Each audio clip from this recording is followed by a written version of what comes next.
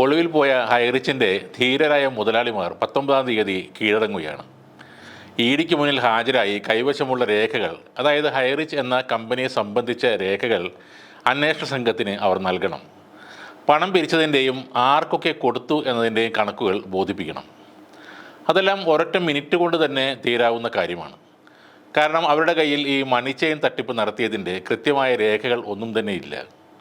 അഥവാ ഉണ്ടെങ്കിലും മണി ചെയിൻ എന്ന നിലക്ക് ഇടവും വലവും ആളുകളെ ചേർത്ത് കാശ് പിരിച്ചെടുത്ത് ലീഡർമാർക്ക് പങ്കുവച്ച ആ കണക്കുകൾ കൊടുത്താൽ അപ്പോൾ തന്നെ രണ്ടിനെയും പൊക്കിയെടുത്ത് ഇഡി സ്ഥലം കാലിയാക്കും.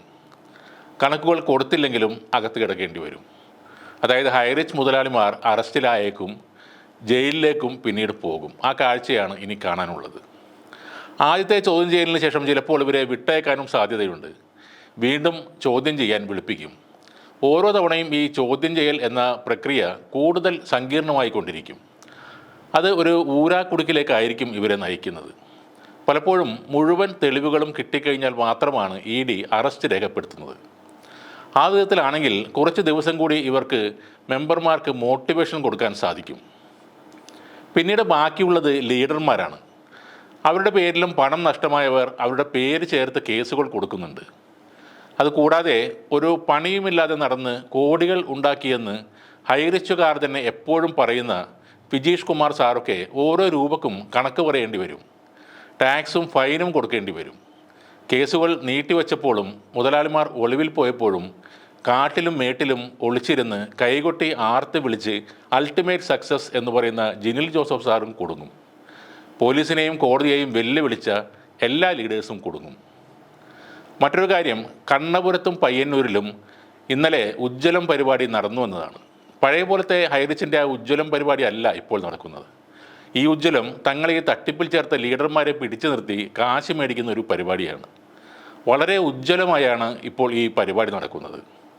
ഇനി ഇത്തരം തട്ടിപ്പുകൾ നടത്തിയാൽ പണം നഷ്ടപ്പെട്ടവർ സംഘടിച്ച് വീട്ടിൽ വരും എന്നത് എല്ലാ തട്ടിപ്പുകാർക്കും ഒരു മുന്നറിയിപ്പ് തന്നെയാണ്.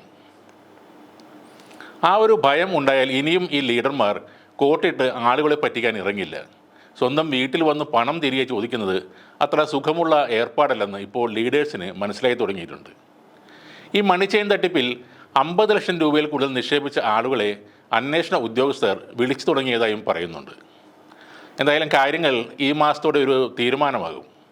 നിക്ഷേപിച്ചവരുടെ പണം തിരികെ കിട്ടുന്നത് ചിലപ്പോൾ അനന്തമായി നീണ്ടുപോയേക്കും. ആദ്യം തീരുമാനമാകുന്നത് മുതലാളിമാരുടെ കാര്യത്തിലാണ്. അതിനു പിന്നാലെ അല്ലെങ്കിൽ അതിനൊപ്പം തന്നെ ലീഡേഴ്സിൻ്റെ കാര്യത്തിലും തീരുമാനമാകും. പിന്നെ കള്ളപ്പണം നിക്ഷേപിച്ചവർ, അതായത് ഹൈറിച്ചിൽ ഇട്ട വലിയ തുക എങ്ങനെ എവിടെ നിന്ന് കിട്ടിയെന്ന് കൃത്യമായ കണക്ക് കാണിക്കാൻ പറ്റാത്തവർ കുടുങ്ങും. 800 ഇട്ടവരും 10,000 ഇട്ടവരും പേടിക്കേണ്ട, അല്പം കാത്തിരിക്കണം. കണ്ടുകെട്ടലും ജപ്തിയും എല്ലാം കഴിഞ്ഞാലേ കേസ് കൊടുത്തവർക്ക് കുറച്ചെങ്കിലും പൈസ തിരികെ കിട്ടും.